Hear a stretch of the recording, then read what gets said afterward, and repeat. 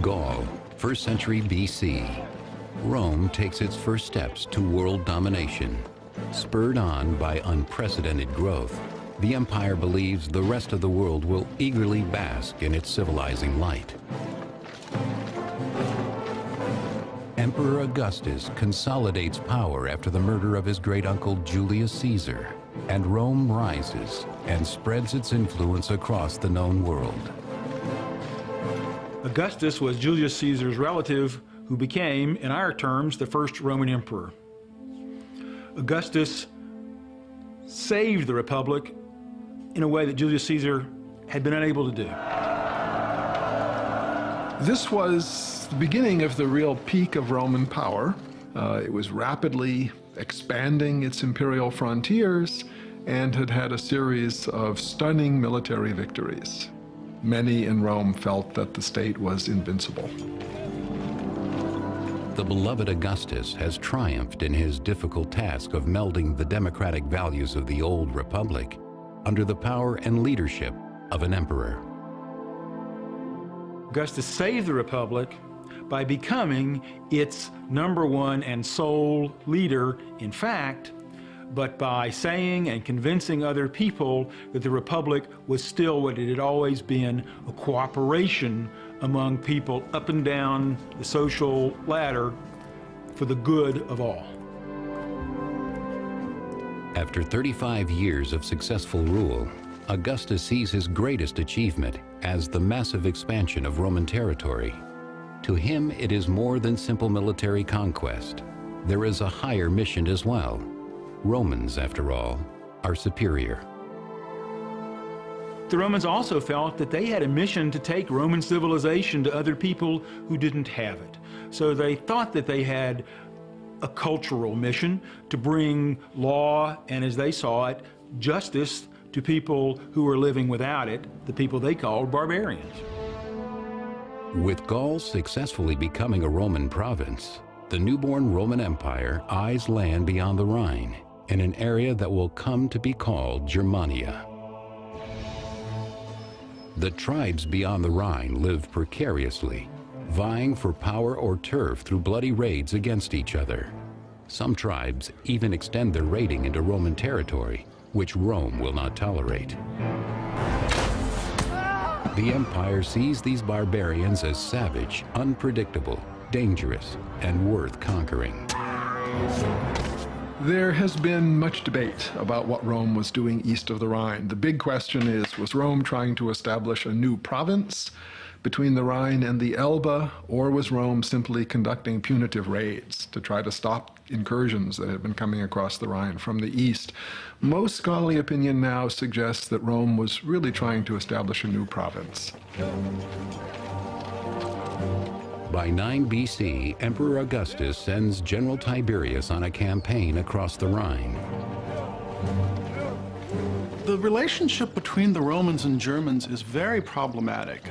You have people who are willing to work with the Romans and people who hate the Romans. And what this goes back to at times, no doubt, is a jockeying for power among the German tribes within ancient Germany, Germania itself. Tiberius, a well-connected and effective soldier, is heir apparent to the imperial throne. In Germania, he courts a leader of the Cheruscian tribe, seeing a potential ally. The Romans became allies of some of these barbarian groups because those groups wanted Roman help against their fellow barbarian enemies. And the Romans wanted to expand their territorial control and also their, as they saw it, civilizing mission further north. The Cheruscian chieftain welcomes an alliance with Rome, though his people have no interest in Roman ways. They crave the empire's protection and prestige. They had a lot to gain from the relationship with Rome, particularly their ruling elite. Economically, there is access to Roman products. What's more important is that Roman products enable a person to show status. The young Germanic prince, happily playing Roman soldier, will learn to be a shrewd player of Roman politics. Raised in two worlds under the proud traditions of his people and the might and glory of the empire, he will become a Roman officer and a Germanic king. His name is Arminius.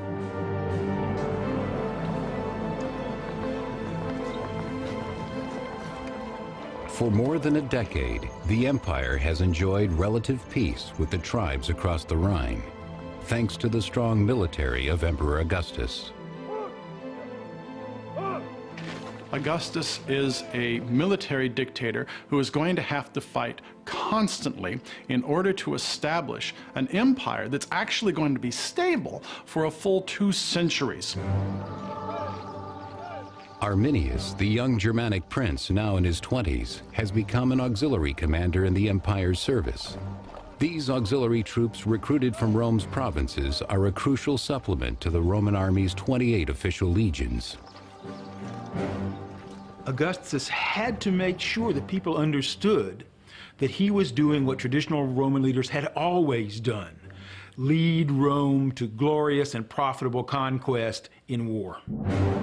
In 6 AD, Roman General Tiberius travels from Germania to quell a violent revolt in the volatile Roman province of Pannonia, roughly modern Hungary and Austria. Tiberius directs all his forces in Germany against the insurgents, who are rejecting Rome's taxation and intrusion into their way of life. When the Romans tried to push Romanization of the barbarians, to make them live more like Romans at a pace faster than the barbarians wanted to go, then the barbarians said, "We won't go there." The revolt against Rome will last 3 grueling years, stretching the Roman army thin. Emperor Augustus sends in auxiliary troops. Arminius fights in this campaign, mastering the techniques of Roman warfare and distinguishing himself to his Roman superiors. First century Roman historian Velleius Paterculus. Brave in action and sharp in mind, Arminius had an intelligence quite beyond the ordinary barbarian, and he showed in his manner and in his eyes the fire of the mind within. Arminius is also sharp enough to see how brutally Rome can treat its provinces, crushing their autonomy. I think he might have seen many of the native Pannonians in very much the same position as his peoples back in northern Germany. And he may well have seen a reflection of his own community in some of those places in Pannonia. Still, in service to the empire, Arminius fights on, mustering his auxiliary forces alongside the Roman troops of General Tiberius. As Rome fights to keep Pannonia in line, back in Germania, the empire building progresses smoothly. Arminius's people, constructing roads and other civil projects under Roman watch, are beginning to see the benefit of Rome's intrusion. For the barbarians, especially those against the Rhine, who really weren't living in a Roman world, they could still see the attractions of what we call Romanization. Developing a life more based on trade and commerce, building larger communities as opposed to very small separate communities the way they had traditionally lived. 3rd century historian Cassius Dio. The barbarians were adapting themselves to Roman ways, were becoming accustomed to holding markets, and were meeting peaceably. They were becoming different without knowing it. In 7 AD, Emperor Augustus appoints his close friend Quintilius Varus to govern the land east of the Rhine. Varus is a relatively capable commander in a pinch, but there's also an intimation that we get from our sources that he's not the best character in the world. His description by historian Velleius Paterculus is less than flattering. Quintilius Varus was a man of mild character and of a quiet disposition, somewhat slow in mind as he was in body, and more accustomed to the leisure of the camp than to actual service in war. The peaceful situation in Germania suits his relaxed disposition. Varus has befriended Arminius, who has returned to Germania and his people as a respected Roman citizen. In Arminius, Rome sees a strong ally and lasting peace. The Germans play by Rome's rules, but only to keep the Romans off their backs. The Germans weren't happy about being forced to go to Roman courts and let a Roman decide their disputes, for which they had long-standing, homegrown ways of solving their problems with. The resentment begins to build, even though the surface looks calm, according to Velleius. The Germans are a race to lying born. By trumping up a series of fictitious lawsuits, provoking one another in disputes, and settling quarrels by law rather than arms, they appear to express their gratitude to Roman justice, while pretending their own barbaric nature was being softened. Varius had experience governing people who'd been used to being governed. Nothing could be farther from the experience and the expectations of the Germanic peoples. The intrusion, according to historian Cassius Dio, pushes Arminius and the other tribal leaders to action. Besides issuing orders to them as if they were actually slaves of the Romans, Varus extracted money as he would from subject nations.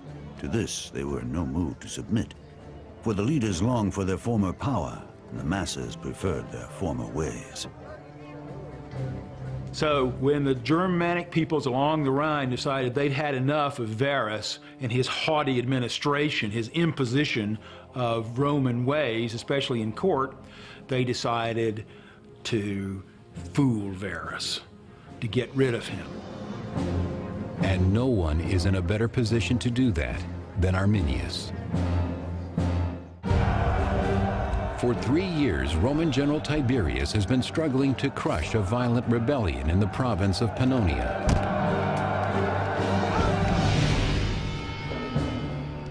At last, in 9 AD, he is seeing his efforts rewarded. As the insurgents are defeated or surrender, victory is within his grasp. But as order is restored in Pannonia, unknown to the Romans, the situation in Germania is about to explode into chaos. In this supposedly peaceful province, Roman Governor General Varus has pushed to establish Roman rule and pushed the Germans too far. The proud German barbarians, under their leader Arminius, have grown tired of paying Roman taxes and being treated as slaves on their own lands. Refusing subservience to Rome, they decide to take up arms against the most powerful army in the world. Not all of the German chieftains are convinced by the plan. One, a man named Augustus, fears the risks are too great, but Arminius sways the others. For a man like Arminius, at this point in his career, and he is acknowledged as the dominant person among his people, this is a great honor for him. To become just a client in some kind of provincial structure, an unclear category, is something he just didn't want to do. Arminius has fought alongside the Romans, and he knows the Roman army is an army of power, not stealth. So he had the opportunity to learn Roman tactics and to learn how the Roman army operated and what it could and could not do, what its capacities and capabilities were, how it deployed, how it fought. Arminius knows about Rome, and he knows the Romans underestimate Germanic resolve. He tells General Varus everything he wants to hear. Historian Velleius Paterculus. Arminius used of the negligence of General Varus as an opportunity for treachery, wisely seeing that no one could be more quickly overpowered than the man who feared nothing. He knew that the most common beginning of disaster was a sense of security. Part of the problem was Rome's bias, Rome's overconfidence. that it could defeat anybody, that nobody up in these northern regions far from the Mediterranean could possibly mount a successful defense against Rome. If the Germans are to strike, they must do it soon. Their enemy is stretched thin by other battles and completely unsuspecting. The Germans set their trap in the soggy, tree-clogged Teutoburg forest in northwestern Germany. And what Arminius had done was, it must have taken several weeks and several hundred men. They actually constructed a 5-foot-high, 15-foot-wide wall, complete with fences and presumably some camouflage as well.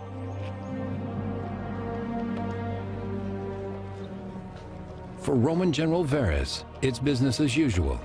Unaware, he and his troops of the 17th, 18th, and 19th legions prepare to pull up stakes and make their seasonal move to their encampment to the west.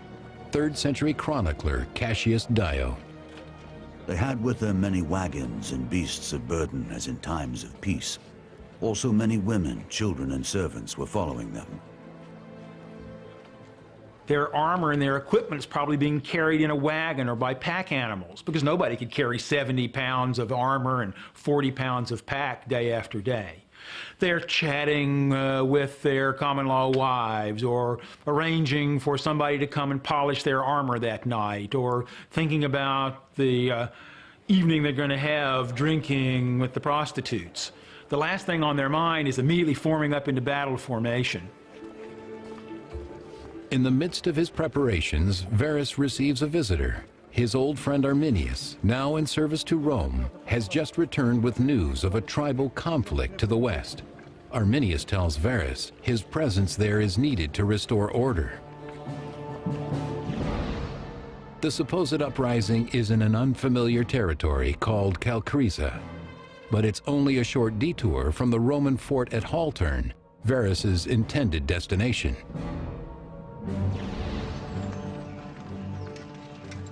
Varus mobilizes the entire camp for the journey. So here's Varus, having been drawn into German territory through his own pride, but coming, he thinks, on a civilizing, law-giving mission. He's not ready to fight these barbarians so skilled at ambush and the kind of tactics that could throw a Roman army into complete disarray. The long line of soldiers, civilians, and provisions lumbers through the woody German countryside. Varus expects no trouble, but this is foreign soil, so he remains cautious. He moves his entourage as quietly as possible. Archaeologically, one of the things that has been found in these recent excavations is a cowbell.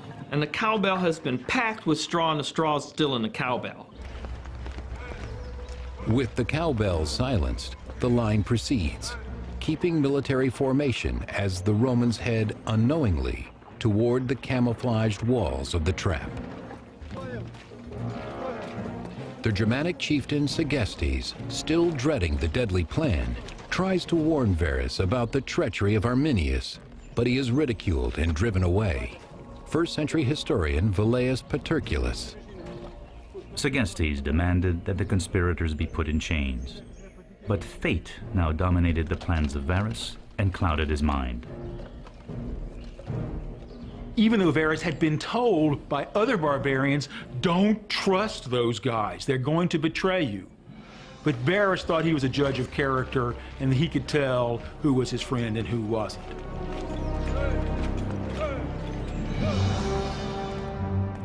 While Varus leads his legions into the trap, General Tiberius returns to Rome from his hard-won success in Pannonia.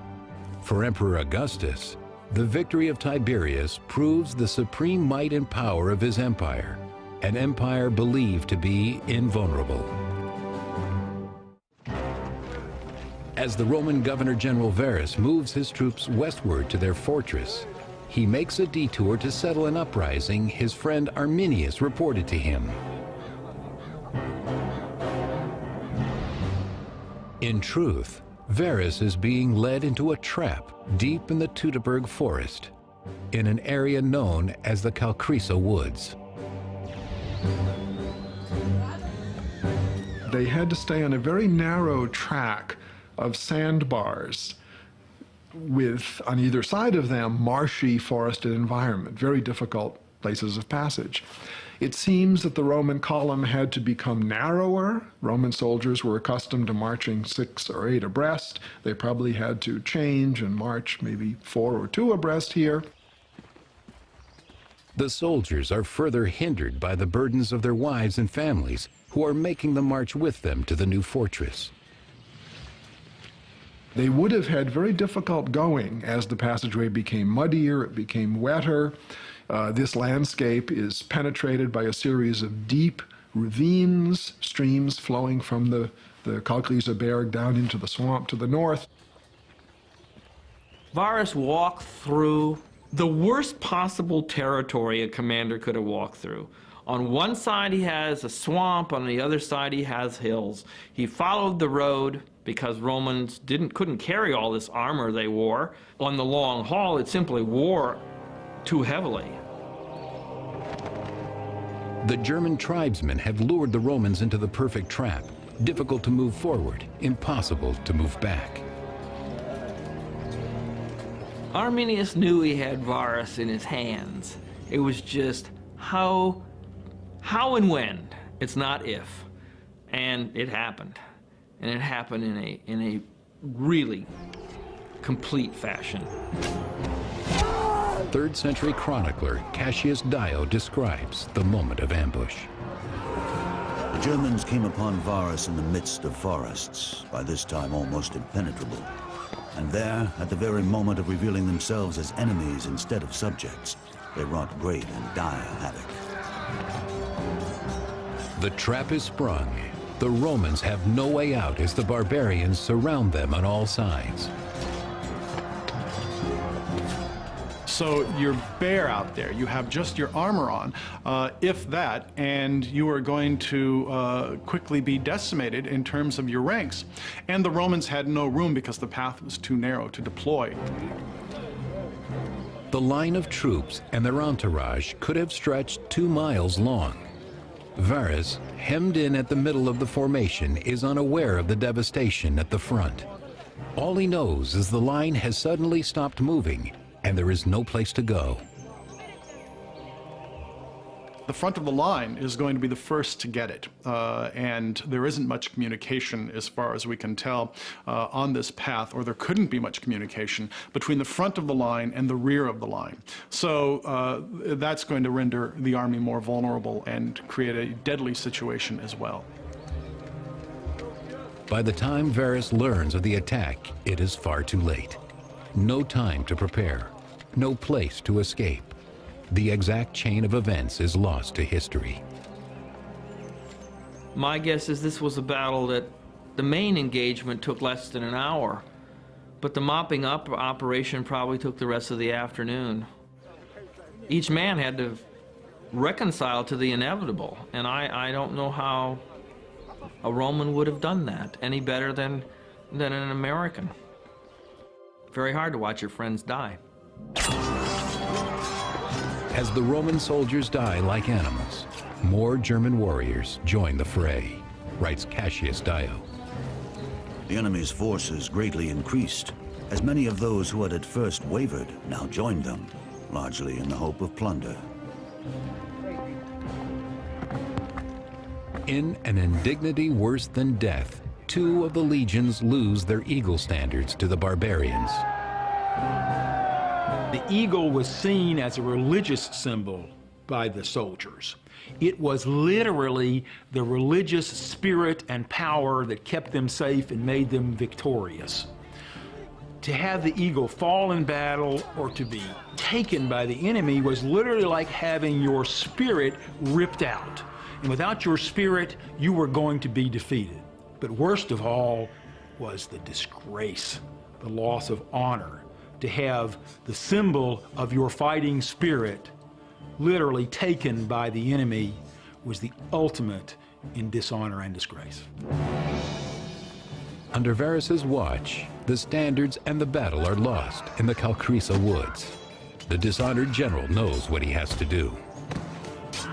Varus had been fooled so badly by the barbarians. He knew he was responsible for this defeat because he had marched a Roman army in and not prepared it. So Rome was going to blame Varus for this defeat. Varus blamed Varus, and for him, the only way out was suicide, even though this was a disgraceful suicide. The Germans, under Arminius's leadership, have recaptured their land, and in the process defeated the mightiest army in the world. Now it's time to torment their captives. 2nd century Latin writer Florus recounts the horror. Never was their slaughter more cruel than there in the marshes and woods. Never were more intolerable insults inflicted by barbarians, especially those directed against the lawyers. They put out the eyes of some of them and cut off the hands of others.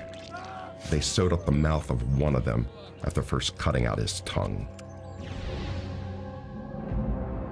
As Germania celebrates the defeat of Varus, a victorious General Tiberius returns to Rome from his battles in Pannonia. And in Rome, Emperor Augustus joyfully makes the final preparations to celebrate Tiberius's triumph. But all that planning will go to waste. When news arrives in Rome, Augustus is told of the loss of his 3 legions in the north. He is horrified. And supposedly he screams repeatedly after this, "Varus, give me back my legions." This was a shock because Rome had had a whole series of military successes. Rome believed these people in the north could be easily defeated. Yet here comes this news that 3 entire legions, 20,000 men, were destroyed in one fell swoop in a totally unexpected disaster. And now that the Cherusci and other barbarian tribes have slipped their leash, what can stop them from destroying Rome?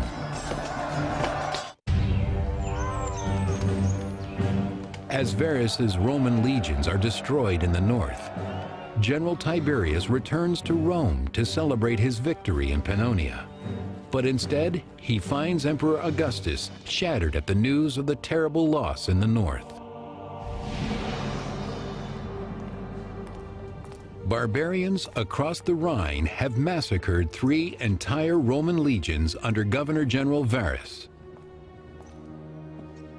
Varus's disaster meant to Augustus that Augustus's plan to push the northern frontier of the Roman Empire further had failed, and that they were always going to have to deal with these ferocious peoples on their frontiers who at any time might want to come into the Roman Empire either to live or to raid.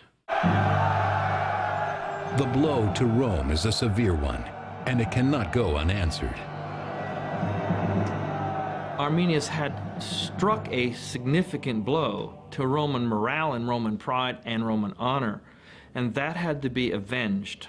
Losing 15,000 to 18,000 men from a strike force of legionnaires of 150,000, it's similar, I think, to the United States Army today losing 60,000 men.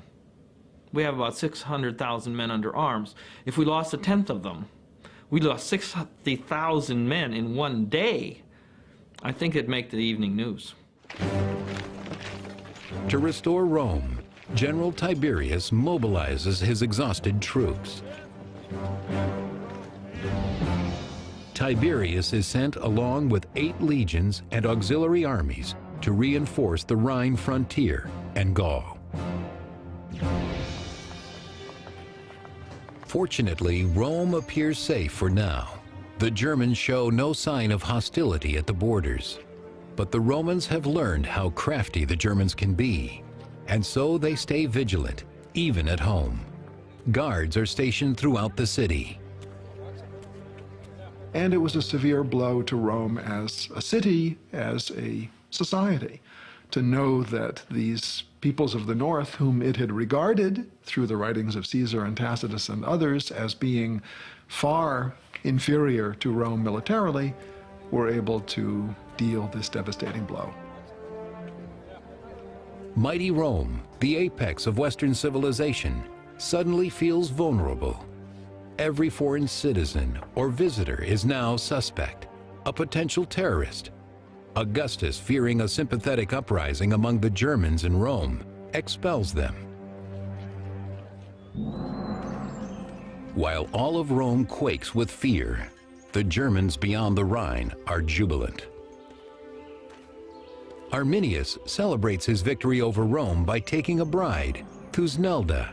She is the daughter of rival chieftain Segestes, who had tried to warn Varus of Arminius's treachery. Very much against her father's wishes, she allowed herself to be kidnapped by Arminius. Because German women were strong, they would kill their men if they were retreating from battle. They saw themselves as worthwhile. They wanted to be allied with the best possible man. Thusnelda, that was Arminius' wife's name, saw Arminius as the very best man among the Germans, and she wanted nothing less for herself. The victory against the Roman legions has earned Arminius tremendous clout. Now, as king of the Cheruscian people, he forms a coalition of tribal leaders. Arminius thought that this spectacular defeat would give him the purchase, the fame, to be what the Germans had never had, a king over everyone.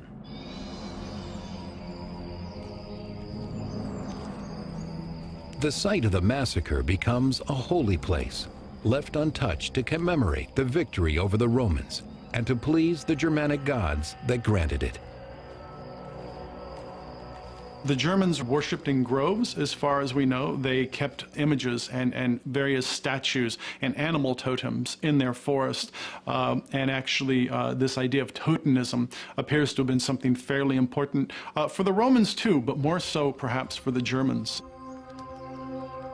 And so, as Rome staggers, the Germans revel in their barbaric success, keeping the Roman weapons as a sacred reward. Things like swords and spearheads and shields took a lot of time and a lot of material to make. Economically, they were very precious, but it does seem that in many of these circumstances, their ritual value was more important. And for that reason, these were deposited sometimes by the thousands. And we even find weapons with ornamentation in silver and gold on them, indicating officer status. Through violence and cunning, the Germans have snatched their land back from the Roman intruders, at least for now. But Rome is not giving up. The Romans realized they had a big problem along the Rhine. And after they were able to regroup, which meant finding more soldiers, trying to build new alliances with the barbarians, they began, after some time, to send expeditions across the Rhine, both to try to pacify the area, but also to regain their lost honor, because the defeat of Varus had been so disgraceful.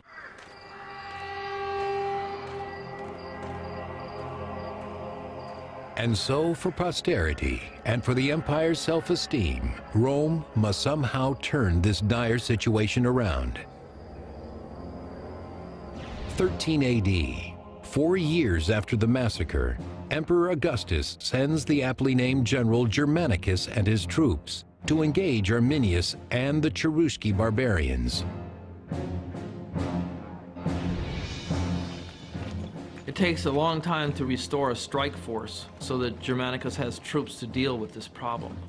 There was no question it had to be done, or the whole idea of the emperor's honor, and perhaps even the emperor himself, was in harm's way. This was a disgrace that could not be allowed to go unchallenged. The ethos for the Romans is revenge, hatred, anger. There's no idea of compassion, of overarching compassion for humanity. These are very, very ruthless people. Ordering Germanicus to Germany is one of Augustus's final acts. The next year, at age 77, he lies dying, broken by the consequences of Rome's defeat, his dream of empire unfulfilled. With no sons of his own, Augustus names Tiberius as his successor. Tiberius will take his place as emperor and try to win back honor for Rome and Augustus.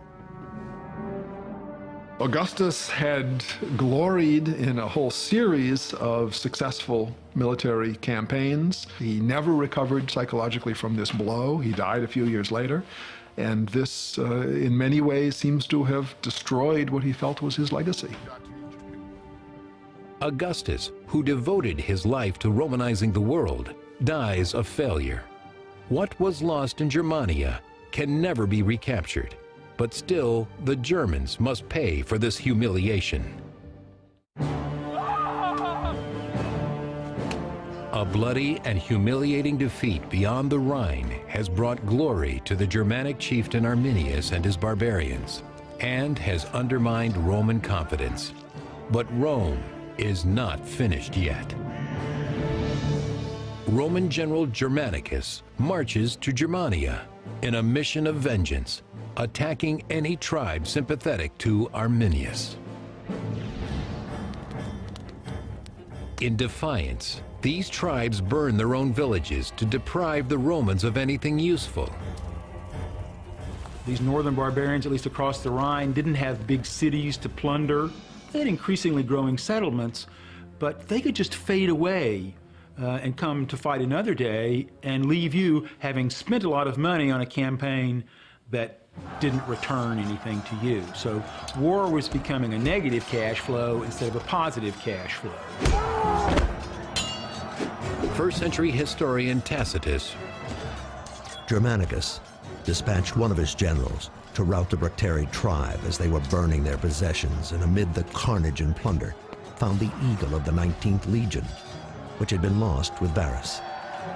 The troops were then marched to the furthest frontier of Bructeri, ravaging all the country in between.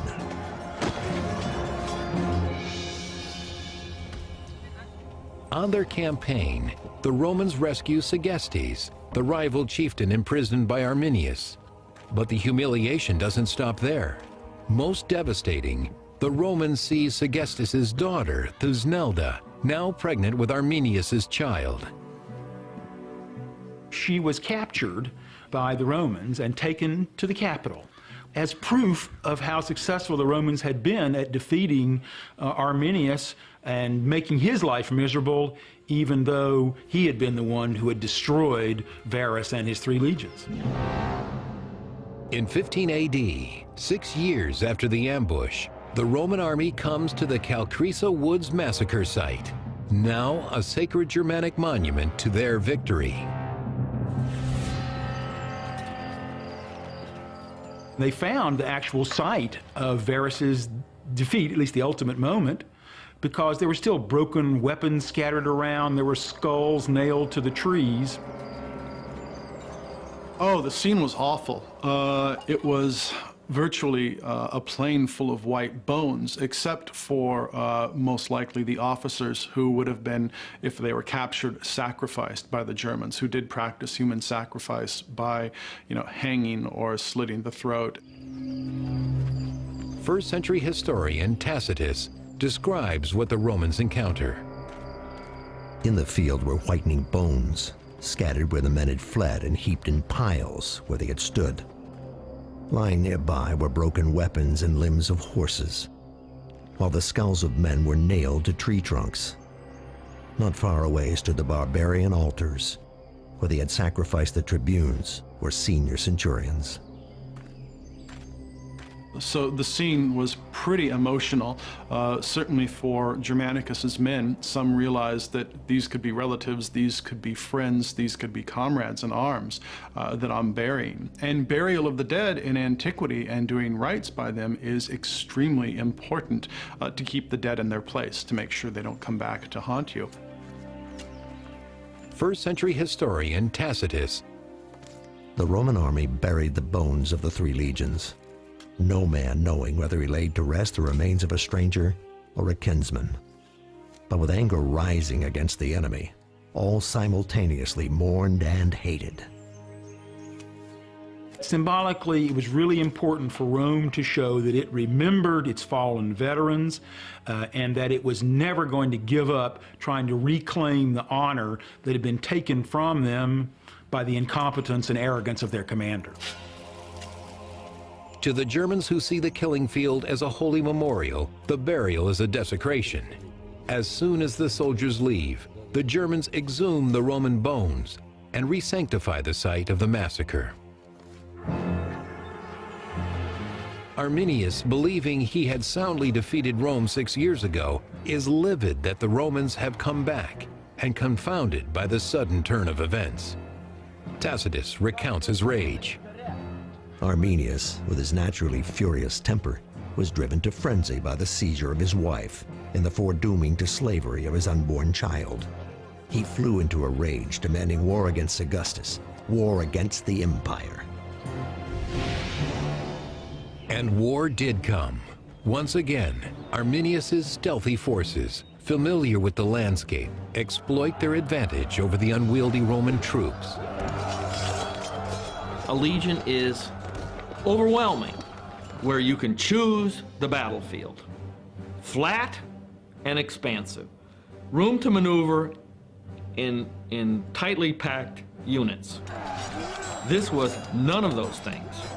It wasn't flat, there was no room to maneuver, and you couldn't even assemble your units in full strength. But Germanicus sets a trap, luring the enemy into the open and then pouncing. The Romans win the battle, but not the war.